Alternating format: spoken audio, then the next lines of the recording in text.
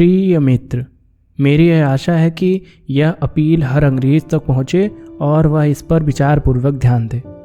मैं पहले अपना परिचय दे देता हूँ। मैं यह विनम्रता के साथ कह सकता हूँ कि अभी तक किसी भी भारतीय ने ब्रिटिश सरकार का उतना सहयोग नहीं किया होगा जितना मैंने अपने सार्वजनिक जीवन के अनवरत 29 वर्षों की अवधि में किया है, और वह भी उन परिस्थितियों में जो शायद किसी भी अन्य व्यक्ति को एक विद्रोही बनाने में सक्षम थी।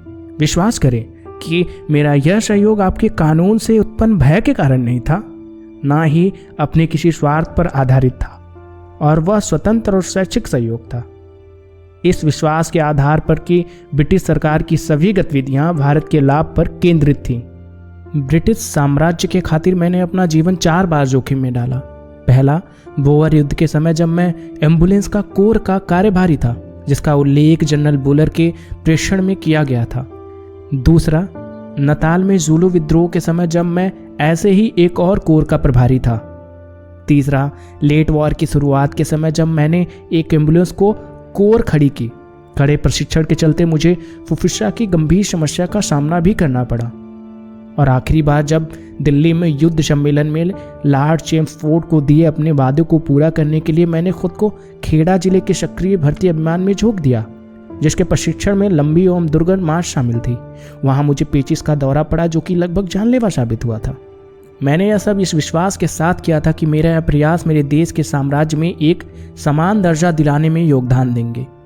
इसी चलते मैंने अभी पिछले दिसंबर तक ब्रिटिश अधिकारियों का सहयोग एवं भरोसा हासिल करने के लिए अथक प्रयास किए। मुझे अपूर्ण विश्वास था कि मिस्टर लॉयड जॉर्ज मुसलमानों के किए वादे को पूरा करेंगे और पंजाब में हो रहे आधिकारिक अत्याचारों का खुलासा कर पंजाबियों के लिए स्थिति बेहतर बनाएंगे। लेकिन मिस्टर लॉयड जॉर्ज के विश्वासघात, आपके द्वारा इसकी सराहना और इसी के साथ पंजाब में हो रहे अत्याचारों के प्रति एक सामान्य स्वीकृति ने सरकार के नेक इरादों और उनका समर्थन कर रहे राष्ट्र पर मेरे विश्वास को पूरी तरह चकनाचूर कर दिया है। अब भी आपके अच्छे इरादे में मेरा विश्वास भले ही खत्म हो गया हो, किंतु मैं आपकी बहादुरी को पहचानता हूँ और यह भी जानता हूँ कि आप कभी न्याय और तर्क के सामने नहीं झुकेंगे, लेकिन बहादुरी के आगे झुकने में हर्ज भी ना करेंगे।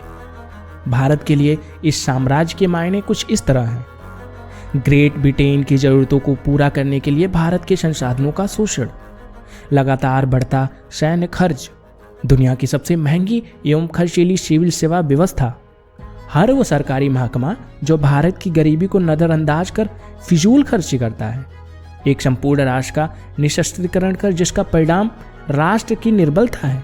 कहीं ऐसा ना हो कि एक सशस्त्र राष्ट्र ब्रिटेन आप जैसे मुट्ठी भर सरकारी नौकरों की जिंदगी खतरे में डाल दे, क्योंकि आप इस समय एक निर्बल राष्ट्र का हिस्सा हैं और स्थिर प्रशासन को बनाए रखने के उद्देश्य से शराब और ड्रग्स की निरंतर तस्करी का जारी रहना, राष्ट्र की पीड़ा को अभिव्यक्ति देने की मांग करते आंदोलन को दबाने के लिए दमनकारी कानून लागू करना, आपके अधिराज्यों में रहने वाले भारतीयों के प्रति आपका व्यवहार अपमानजनक रहा। पंजाब प्रशासन का महिमा मंडल करके आपने न सिर्फ हमारी भावनाओं को ठेस पहुंचाई, बल्कि मुसलमानों की भावनाओं का भी उल्लंघन किया है। मैं यह बात अच्छे से जानता हूं कि यदि हम लड़कर आपसे सत्ता हासिल करना चाहें तो इसमें आप जरा भी हर्ज नहीं करेंगे। आप भली भांति जानते हैं कि हम ऐसी जंग लड़ने में समर्थ नहीं हैं, क्योंकि स्वयं आपने ही यह सुनिश्चित किया है कि हम एक स्वतंत्र एवं निष्पक्ष युद्ध लड़ने में अक्षम बने रहें। भले ही हम युद्ध स्थल में अशक्त हो गए हों, परंतु हमारी आत्मा अभी भी शक्तिहीन नहीं हुई है, वह अभी भी सशक्त है। मुझे यह भी पता है कि आप उस आंतरिक शक्ति को तोड़ने का प्रयास करेंगे, और इसलिए मैं उस शक्ति को सुदृढ़ करने के कार्य में लगा हुआ हूँ। असहयोग का अर्थ आत्म बलिदान के लिए प्रशिक्षित होना है। जब हम जानते हैं कि इस महान देश को आपके प्रशासन द्वारा रोज गुलामी की तरह ढकेला जा रहा है, फिर हमें आपके साथ सहयोग करना क्यों चाहिए? मेरी अपील के प्रति लोगों की यह प्रतिक्रिया मेरे व्यक्तित्व के कारण नहीं है। यदि आप ऐसा सोचते हैं तो मैं चाहूँगा कि आप न सिर्फ मुझे, अली भाइयों को भी ऐसे विचारों से अलग रखकर देखें। यदि मैंने मुस्लिम विरोधी प्रतिक्रियाओं को शांत कराने का मूर्खतापूर्ण प्रयास किया होता, तब भी मेरा व्यक्तित्व इसमें विफल ही रहता। ठीक उसी तरह जिस तरह अली भाइयों का जादू भी मुसलमानों के सर चढ़कर ना बोलता, अगर वो सिर्फ हिंदू विरोधी भावनाओं को भड़काने में लगे रहते। लोग आज हजारों लाखों की तादाद में हमारी बातें और भाषण सिर्फ इसलिए सुनते आते हैं क्योंकि हम एक ऐसे राष्ट्र की आवाज़ को उठाना चाहते हैं जो आपके लोहे की एड़ियों के नीचे दबे हुए करा रहा है। अली बंधु भी आपके दोस्त थे जैसा मैं था और अब भी हूँ। मेरा धर्म मुझे आपके प्रति बुरे विचार रखने से रोकता है। यदि मैं सामर्थ्य रखता फिर भी मैं आपके खिलाफ हाथ नहीं उठाता, बल्कि मैं इन यातनाओं की करुणा से ही आपके ऊपर विजय प्राप्त करना चाहता हूँ। अगर मुमकिन होता तो अली बंधु निश्चित रूप से आपके धर्म और अपने देश की रक्षा के लिए तलवारें उठाएंगे, लेकिन उनका और मेरा उद्देश्य एक ही है, हिंदुस्तान के सभी नागरिकों की भावनाओं को आवाज़ देना और वर्तमान संकट के उपाय ढूंढना। आप इस बढ़ती हुई देशभक्ति को दबाने के उपाय की तलाश में हैं। इस पर मेरा बस इतना ही सुझाव रहेगा कि एक भावना को मिटाने के लिए इसकी उत्पत्ति के कारणों को हटाना आवश्यक है। आपके पास अभी भी शक्ति है। आप भारतीयों पर करे गए जुल्मों का पश्चाताप कर सकते हैं।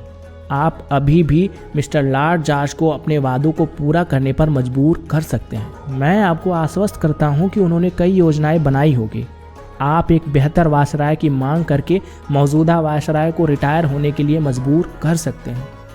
आप सर मिशेल को ड्रायड और जनरल डायट के बारे में दोबारा विचार विमर्श कर सकते हैं। आप सरकार से एक कॉन्फ्रेंस बुलाने का आग्रह करें जिसमें भारतीयों द्वारा चुने गए प्रतिनिधि और मुख्य धारा से जुड़े हुए राजनेता अपने विचार एवं सुझाव रखें, ताकि स्वराज की सभी शर्तों पर विचार विमर्श हो और भारतीयों की इच्छा अनुसार उन्हें सत्ता एवं स्वराज सौंप दिया जाए। लेकिन आप तब भी नहीं कर सकते जब तक आप हर भारतीयों को समकक्ष और बंधु के रूप में नहीं देखते। मैं केवल एक ही मित्र के रूप में इस विराट संकट का एक सम्मानजनक समाधान सुझा रहा हूँ। दूसरा तरीका भारतीयों का दमन अभी भी आपके लिए खुला है। मैं भविष्यवाणी करता हूँ कि दमन की राजनीति विफल होगी, जिसकी शुरुआत हो चुकी है। सरकार ने पानीपत के 2 बहादुरों को पहले से ही स्वतंत्र रूप से अपनी राय व्यक्त करने के लिए कैद कर लिया है। लाहौर में एक अन्य साथी को अपने स्वतंत्र विचार रखने पर हिरासत में लिया जा चुका है। अवध जिले में भी एक पहले से ही कैद है और एक फैसले का इंतजार कर रहा है। आपको वर्तमान परिस्थितियों का पूर्ण अंदाजा है और हमारा अभियान भी इस दमन को ही ध्यान में रखकर चल रहा है। मैं आपको बेहतर समाधान चुनने और भारत के लोगों का साथ देने की सलाह दूंगा, क्योंकि इसी मिट्टी का नमक आप भी खा रहे हैं। भारतीयों की इच्छाओं और आकांक्षाओं को दबा देना देश के प्रति गद्दारी के समान ही है। मैं आपका विश्वसनीय दोस्त MK गांधी।